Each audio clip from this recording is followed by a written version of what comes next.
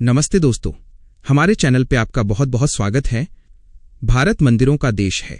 हम जब भी किसी प्राचीन शिव मंदिर में जाते हैं तो वहां की ऊर्जा, वहां की बनावट और वहां होने वाली पूजा हमें मंत्रमुग्ध कर देती है। क्या आपने कभी सोचा है कि इन मंदिरों को बनाने के नियम किसने बनाए? मूर्ति में प्राण कैसे आते हैं? पूजा का सही तरीका क्या है? इन सब सवालों का जवाब छिपा है हमारे प्राचीन आगम शास्त्रों में।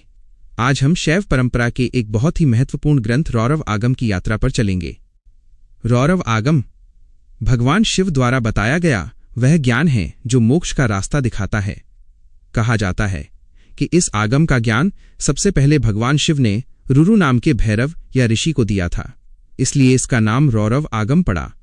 रौरव का एक अर्थ ये भी है कि ये रौरव नाम के नरक के डर को खत्म करने वाला है। यह ग्रंथ मुख्य रूप से क्रिया प्रधान है, यानी इसमें दर्शन से ज्यादा इस बात पर जोर दिया गया है कि हमें क्या करना चाहिए, मंदिर कैसे बनाएं, पूजा कैसे करें और उत्सव कैसे मनाएं।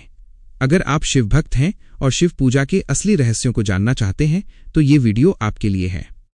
भाग 2, रौरव आगम की संरचना और 4 चरण।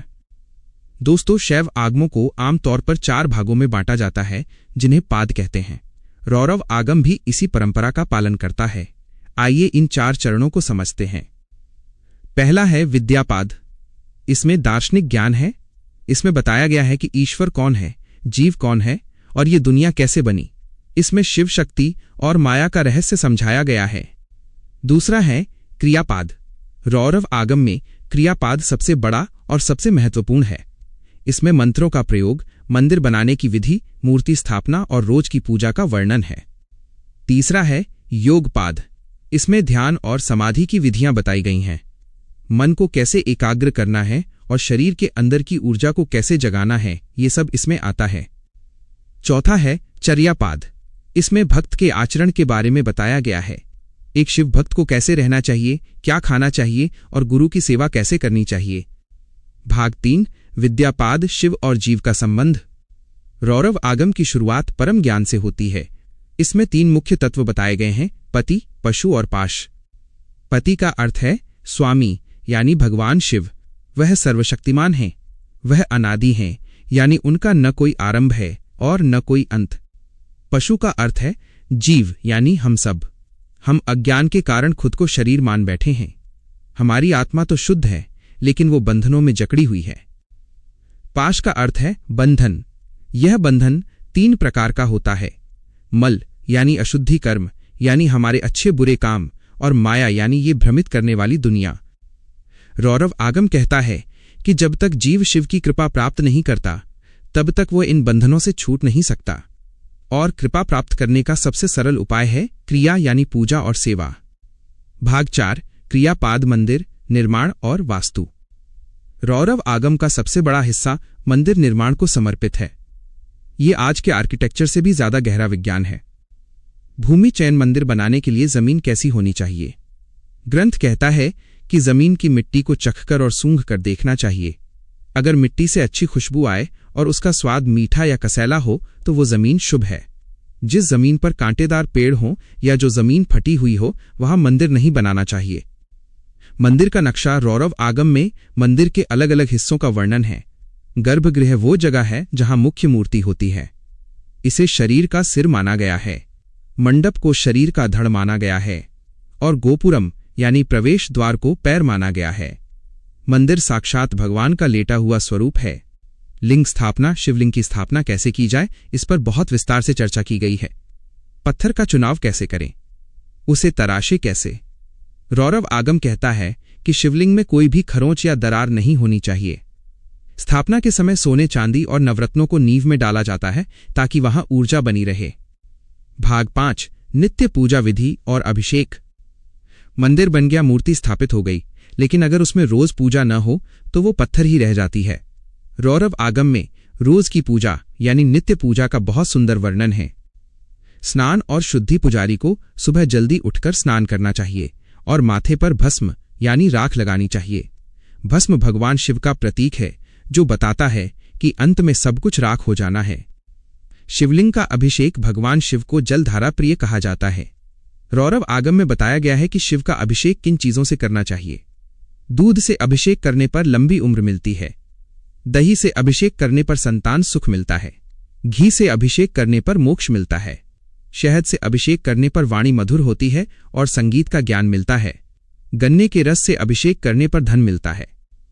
अभिषेक करते समय मन में ये भाव होना चाहिए कि हम भगवान को नहला नहीं रहे हैं, बल्कि अपनी आत्मा के मैल को धो रहे हैं।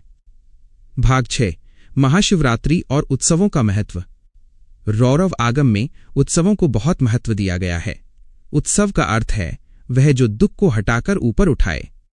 ध्वजारोहण किसी भी बड़े उत्सव की शुरुआत ध्वजारोहण से होती है।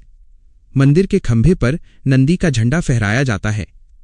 यह इस बात का संकेत है कि अब धर्म का राज्य शुरू हो गया है और सभी देवता उत्सव में शामिल होने आए। रथ यात्रा भगवान को रथ में बैठाकर नगर भ्रमण कराना एक बहुत बड़ी सेवा है। रौरव आगम कहता है कि जो भक्त रथ की रस्सी को खींचता है उसके करोड़ों जन्मों के पाप कट जाते हैं। यह भगवान का अपनी प्रजा से मिलने का समय होता है। दीप उत्सव कार्तिक महीने में या विशेष अवसरों पर मंदिर में हजारों दीपक जलाए जाते हैं। रौरव आगम के अनुसार दीपक ज्ञान का प्रतीक है। जैसे एक दिया अंधेरे को मिटा देता है, वैसे ही शिव का ज्ञान अज्ञान को मिटा देता है। भाग 7 प्रायश्चित विधि गलतियों का सुधार। हम इंसान हैं और पूजा में हमसे गलतियां हो सकती हैं। कभी मंत्र गलत बोल दिया, कभी कोई सामान छूट गया। रौरव आगम इन गलतियों को सुधारने का तरीका भी बताता है, जिसे प्रायश्चित कहते हैं। अगर पूजा में कोई कमी रह जाए तो क्या करें? ग्रंथ कहता है कि सबसे बड़ा प्रायश्चित है भगवान से क्षमा मांगना और मूल मंत्र यानी ओम नमः शिवाय का 108 बार जाप करना। इसके अलावा विशेष हवन या होम करने का भी विधान है। अघोर अस्त्र मंत्र का जाप करके भी दोषों को दूर किया जाता है। रौरव आगम ये समझाता है कि भगवान भाव के भूखे हैं। अगर गलती अनजाने में हुई है तो भगवान उसे माफ कर देते हैं, लेकिन जानबूझकर की गई गलती अपराध है। भाग 8 योगपाद ध्यान और समाधि। पूजा और क्रिया के बाद अगला चरण है योग। जब बाहर की पूजा पूरी हो जाए तो भक्त को अपनी आंखें बंद करके अंदर की यात्रा शुरू करनी चाहिए। प्राणायाम सांसों को नियंत्रित करना प्राणायाम है। रौरव आगम कहता है कि हमारी सांस और हमारे मन का गहरा संबंध है। जब हम सांस को धीमा और गहरा करते हैं तो मन अपने आप शांत हो जाता है। प्रत्याहार इसका अर्थ है अपनी इंद्रियों को बाहरी दुनिया से हटाना। जैसे कछुआ अपने अंगों को अंदर सिकोड़ लेता है, वैसे ही योगी को अपने मन को बाहरी आवाजों और दृश्यों से हटा लेना चाहिए। ध्यान रौरव आगम में शिव के स्वरूप का ध्यान बताया गया है। भक्त को कल्पना करनी चाहिए कि उसके हृदय में एक कमल का फूल खिला है और उस कमल पर भगवान शिव बैठे हैं। वह शांत हैं, उनके 3 नेत्र हैं और वह वरदान देने की मुद्रा में हैं। इस ध्यान से साधक को परम शांति मिलती है। भाग 9 चर्यापाद शिव भक्त का जीवन। एक शिव भक्त को समाज में कैसे रहना चाहिए? रौरव आगम इसके लिए आचार संहिता देता है। पवित्रता भक्त को हमेशा शारीरिक और मानसिक रूप से पवित्र रहना चाहिए। उसे साफ कपड़े पहनने चाहिए और सात्विक भोजन करना चाहिए। मांस, मदिरा और तामसिक भोजन से दूर रहना चाहिए, क्योंकि ये मन को चंचल करता है। शिव चिन्हों का धारण। भक्त को गले में रुद्राक्ष और माथे पर त्रिपुंड यानी भस्म की 3 रेखाएं धारण करनी चाहिए। रुद्राक्ष भगवान शिव के आंसुओं से बना है और ये रक्षा कवच का काम करता है। गुरु सेवा। इस ग्रंथ में गुरु को शिव के समान माना गया है। बिना गुरु के आगम का ज्ञान समझ में नहीं आ सकता। इसलिए शिष्य को गुरु की सेवा करनी चाहिए और उनके वचनों पर श्रद्धा रखनी चाहिए। दान और सेवा। रौरव आगम कहता है कि जो धन शिव कार्यों में और गरीबों की सेवा में खर्च किया जाता है वही असली धन है। भूखे को भोजन कराना और मंदिर की सफाई करना बहुत बड़ी पूजा मानी गई है। भाग 10 रौरव आगम और कलयुग। आप सोच रहे होंगे कि हजारों साल पुराना ये ग्रंथ आज हमारे किस काम का है? दोस्तों, रौरव आगम आज भी उतना ही प्रासंगिक है। आज हम मानसिक तनाव और अशांति से जूझ रहे हैं। रौरव आगम हमें बताता है कि शांति बाहर की चीजों में नहीं, बल्कि शिव के चरणों में है। आज हम पर्यावरण को नुकसान पहुंचा रहे हैं। यह आगम हमें सिखाता है कि पेड़ पौधे और जमीन सब में ईश्वर का वास है। इसलिए मंदिर बनाते समय प्रकृति का सम्मान करना चाहिए। मंदिरों में जो अनुशासन और व्यवस्था हम देखते हैं वो इसी आगम की देन है।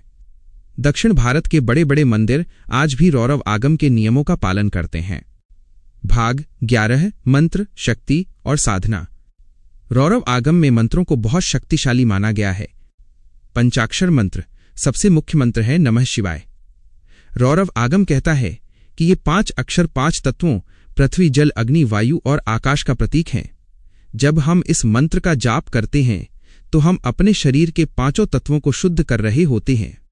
कवच मंत्र रक्षा के लिए रौरव आगम में कवच मंत्रों का वर्णन है।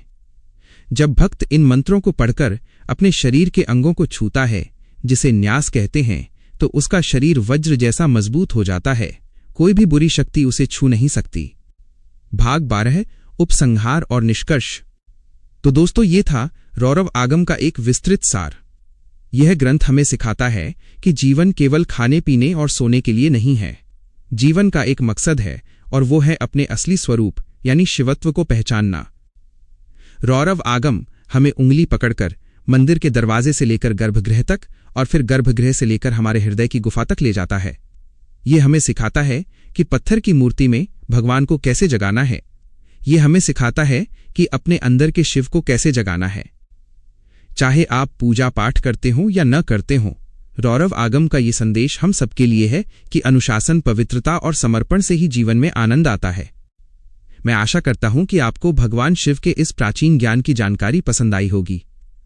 रौरव आगम एक बहुत विशाल समुद्र है और हमने कोशिश की है कि उसकी कुछ अनमोल बूंदें आप तक पहुंचा सकें। अगर आप चाहते हैं कि हम शैव सिद्धांत के किसी और ग्रंथ पर भी वीडियो बनाएं तो कमेंट में जरूर लिखें। इस वीडियो को लाइक करें और अपने दोस्तों के साथ शेयर करें। हर हर महादेव।